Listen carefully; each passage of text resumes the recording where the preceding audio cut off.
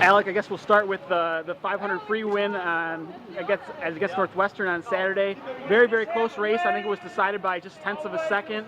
Is it pretty rare for it to be that close when it's that long of a race? For the most part, you really don't get that close, like the 50 or something like that. But in that race in particular, I was kind of with the Northwestern guy throughout the whole race, and then we kind of duked it out at the end. So kind of makes sense that it was that close. We both had some left in the tank.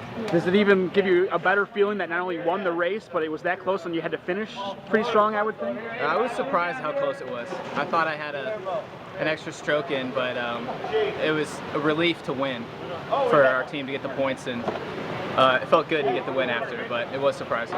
And then throughout the course of the weekend, you swim the 200, the 500, and the 1,000.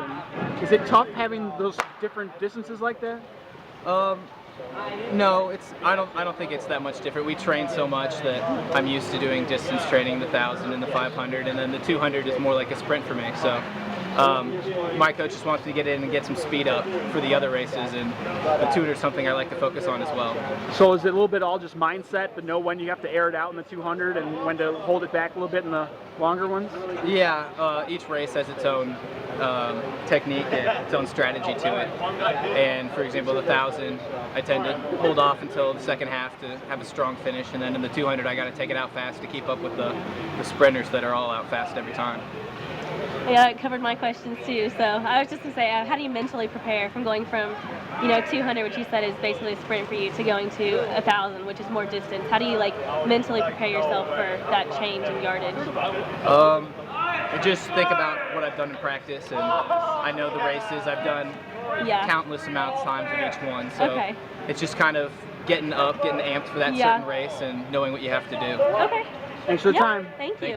How do you prepare yourself for both the breaststroke and the IM? I mean, breaststroke is my best stroke, so I don't know.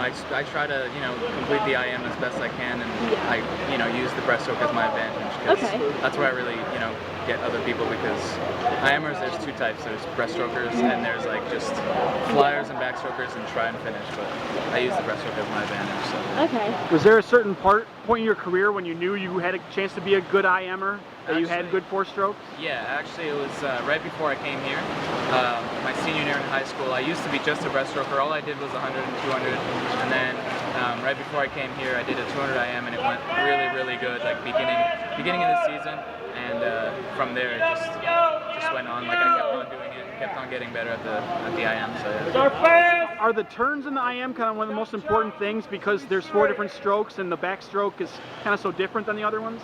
Yeah, and the most important turn is the back to breast, the special sort of one where you do a flip where you're not supposed to. And I was working on that one last year a lot, and sort of got really good at it.